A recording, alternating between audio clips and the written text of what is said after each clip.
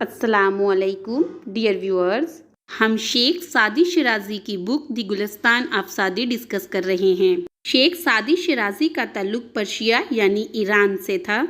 Homer और Shakespeare की तरह शेख सादी भी एक अजीम स्टोरी टेलर हैं। इंग्लिश ट्रांसलेटर्स ने ये बुक दी गुलिस्तान अफसादी लैटिन लिटरेचर से लेकर इंग्लिश में ट्रांसलेट की, तो बाद में पता चला कि ये हकीकत में फारसी किताब का तर्जुमा थी। मतलब ये कि गुलिस्तान सादी को दुनिया की बहुत सी लैंग्वेजेस में ट्रांसलेट किया गया है। गुलिस्तान अफसादी को 8 चैप्टर्स में डिवाइड किया गया है और हर चैप्टर्स में बहुत सी स्टोरीज और पोइम्स हैं। इस वीडियो में मैं दी गुलिस्तान अफसादी की चंद फेमस स्टोरीज को डिस्कस करने वाली हूँ। Let's start. So welcome to my channel learning studio 786। स्टोरी शुरू करने से पहले इस बुक के बारे में कुछ डिटेल देखते हैं। बुक का नेम है दी गुलिस्तान अफसादी, राइटर है शेख सादी शिराजी, जिसकी डेट ऑफ बर्थ 1184 है और डेट ऑफ डेथ 1292 है। ये बुक दी गुलिस्तान अफसादी 1258 को लिखी गई और ये कलेक्शन है पोएम्स और शॉर्ट स्टोरीज की। इसमें हर पोएम और हर स्टोरी एक स्पेसिफिक मोरल लेसन देती है और अपने रीडर्स को इंटेलेक्चुअल फूड फ्राहम करती है। Dear viewers, it's time to start the story. एक दफ़ा का जिक्र है कि ईरान के बादशाह नौशेरवां, जो कि अपने इंसाफ की वजह से बहुत मशहूर है, उसके लिए हिरन का गोश्त रोस्ट किया जा रहा था तो नमक न मिला। एक लड़के को नमक लाने के लिए गांव भेजा गया। लड़का नमक ले आया। जब बादशाह को पेश किया गया तो उसने पूछा क्या उसने नमक की कीमत अदा कर दी थी।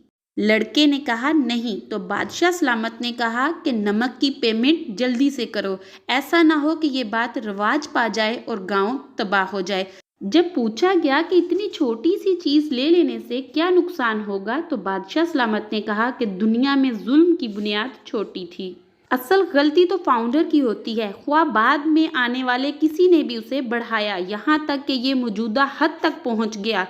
अगर बादशाह राया के पास से एक एप्पल भी खा ले तो इसके गुलाम बादशाह के लिए दरख्त को जड़ से उखाड़ फेंकेंगे। अगर बादशाह 5 अंडे भी बाय फोर्स लेने की इजाज़त दे दे तो इसके सिपाही हजारों परिंदों को सीखों पर चढ़ा देंगे। जालिम दुनिया में नहीं रहता, लेकिन इसके लिए हमेशा की जिल्लत रह जाती है। तो व्यूअर्स, इस कहानी का थीम कुछ इस तरह से हुआ कि बादशाहों के इखलाक और उनकी हैबिट्स जो हैं वो लोगों पर बहुत ज़्यादा असरअंदाज होती हैं। बादशाह जितना ज़्यादा अनजस्ट होगा उतना ही उसके मुल्क में डिसऑर्डर होगा। लोगों की खुशहाली का दारोमदार हुक्मरानों की अच्छी आदत पर भी होता है। इसी थीम को लेकर शेख सादी शिराजी की एक और स्टोरी डिस्कस करते हैं, जिसमें एक बादशाह शदीद बीमार पड़ गया। उसकी रिकवरी की तमाम उम्मीदें ख़त्म हो गई। बीमारी का जितना ज़्यादा इलाज किया गया उतना ही ये ज़्यादा पेनफुल होती गई। आखिरकार फिजिशियंस इस बात पर एग्री हो गए कि ख़ास खूबियों के हामिल इंसान के सुफरा के बगैर इस बीमारी का इलाज नहीं हो सकता। तो डियर व्यूअर्स, क्या आप जानते हैं सुफरा किसे कहते हैं?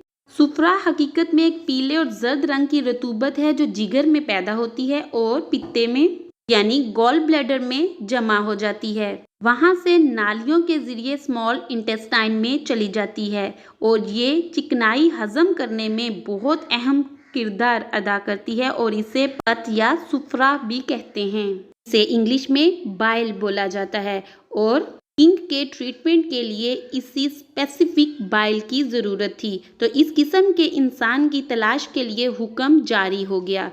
एक किसान का बेटा मिला जो फिजिशियंस की बयान करदा खूबियों का मालिक था। तो बादशाह ने लड़के के माँ और बाप को बुलवा लिया और बहुत बड़ी रकम देकर उन्हें भी एग्री कर लिया। दूसरी तरफ काजी ने बादशाह की सेहत की खातिर एक इंसान का खून बहाने का हुक्म जो है जारी कर दिया।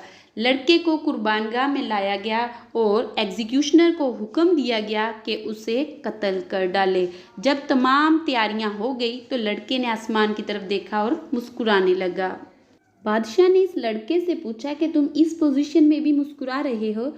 तो लड़के ने जवाब दिया कि एक लड़का अपने पेरेंट्स से محبت کی امید کرتا ہے، لیکن اگر وہ فیل ہو جائیں تو وہ ایکسپیکٹ کرتا ہے کہ جسٹس کے لیے قاضی کے پاس جائے گا۔ لیکن موجودہ صورتحال میں میرے پیرنٹس اس حقیر دنیا کے لیے میرے مرڈر پر راضی ہو گئے ہیں۔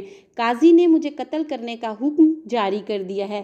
بادشاہ یہ سوچتا ہے کہ اس کی ریکوری صرف اور صرف میرے قتل سے ہی ہوگی اور مجھے اللہ تعالیٰ قادر مطلق کے علاوہ کوئی ریفیوج نظر نہیں آتا۔ اگر انصاف صرف تم ہی سے ملنا ہو تو تمہارے ظلم کے خلاف کمپلین کس سے ہوگی؟ بادشاہ بہت پریشان ہو گیا۔ وہ یہ باتیں سن کر اپنے آنسوؤں پر قابو نہ پا سکا اور کہا، ایک معصوم لڑکے کا خون بہانے کی بجائے بہتر ہے کہ میں مر جاؤں۔ اس نے لڑکے کا سر اور آنکھیں چومی اور اسے بہت سی دولت پیش کی۔ کہا جاتا ہے کہ بادشاہ بھی ودن اے ویک صحت یاب ہو گیا۔ اور یہیں پہ اس کہانی کا اختتام ہوتا ہے۔